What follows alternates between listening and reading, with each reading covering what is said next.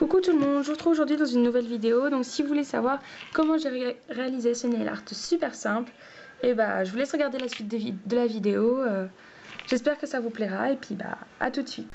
Donc je vais tout d'abord appliquer une base. J'ai déjà appliqué mon durcisseur. Donc ma base c'est celle de Hopiaille comme d'habitude. De toute façon je vous mettrai toutes les infos sur les vernis que j'utilise dans la barre d'infos.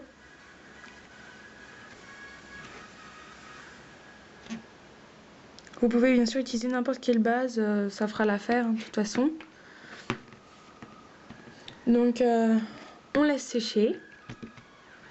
Maintenant vous allez prendre le vernis de votre choix. Alors moi j'avais envie de bleu irisé, malheureusement j'en ai pas, donc j'ai pris un vernis bleu de chez Vera Valenti. Et par dessus j'ai mis un vernis bleu qui n'est pas du tout opaque, qui est nacré, qui a des jolis reflets un peu dorés, corail. Donc voilà, donc je vais mettre 2 couches de ce vernis là et une seule couche de celui-là par dessus. Bien sûr, si vous avez déjà un vernis bleu irisé, vous pouvez utiliser ce vernis là. Si vous voulez pas utiliser de bleu et un autre vernis, c'est comme vous voulez. Prenez le vernis de votre choix. Et on va appliquer le vernis en biais, en diagonale. Alors j'espère que vous verrez bien. Alors il n'y a pas vraiment d'importance de diagonale, enfin il n'y a pas vraiment une diagonale précise, dans un sens particulier, avec une inclinaison particulière, peu importe, vous faites une diagonale comme ça vous tente. Et pas besoin d'être super précis, puisqu'après on va aller refaire le bord avec un liner.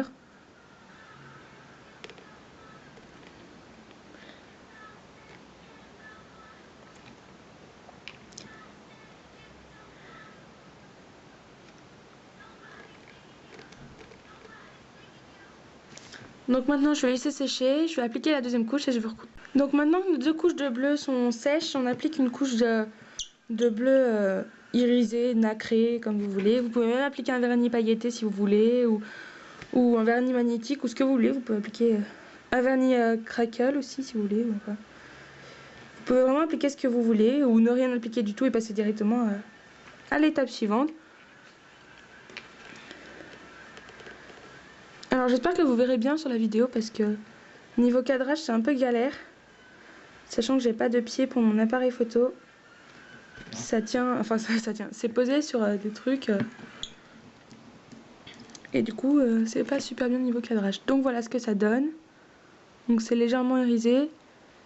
Je sais pas si vous verrez bien à la caméra. Donc je vais laisser sécher tout ça et puis je vous retrouve à la prochaine étape.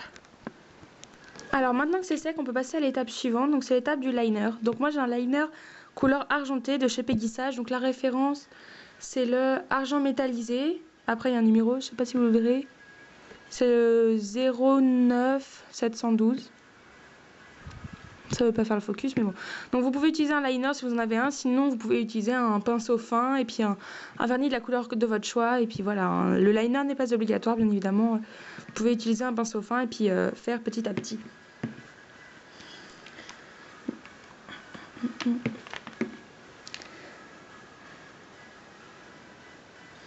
Et donc on va appliquer ça juste au bord de notre bleu qu'on a posé pour faire une sorte de limite.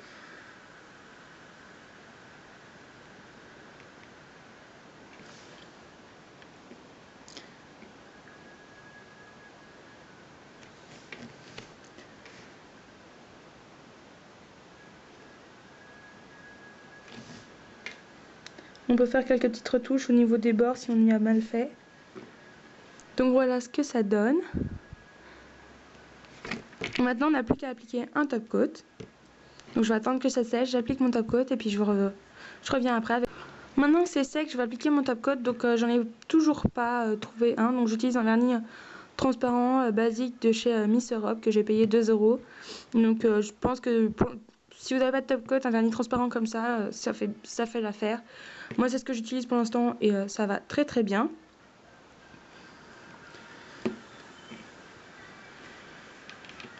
Donc on en applique sur tout l'ongle et pas seulement là où on a fait notre French en biais.